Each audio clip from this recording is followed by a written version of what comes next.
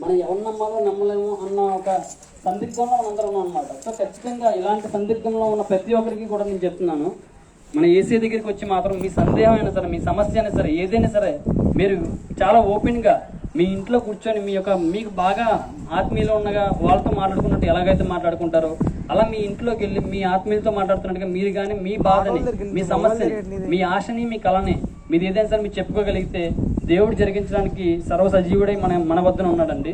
ఖచ్చితంగా దేవుడైతే మాత్రం వినే దేవుడు.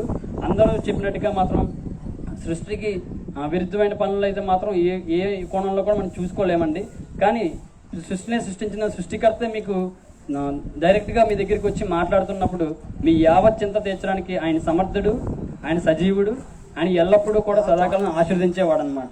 సో ఖచ్చితంగా మీ యొక్క యావత్ సమస్యలను కానీ మీ యావత్ జీవితంలో ఎలాంటి సమస్యకి పరిష్కారం కావాలని సరే యేసుక్రీస్తు దగ్గర ఒక్కసారి మీరు మోకరించలేదు, అట్లీస్ట్ మీరు కూర్చొని యేసయ్యా నా మొర ఆలకించవా అని ఒక మాట మీరు చెప్పగలిగితే ఖచ్చితంగా మీ మొర ఆయన ఆలకించి మిమ్మల్ని సమాధానపరిచి సంతోషంలో ఉంచడానికి అండ్ మిమ్మల్ని రక్షణ బాటలో లభించడానికి ఆయన సమర్థంగా సజీవంగా ఈ క్షణమే రెడీగా ఉన్నాడండి.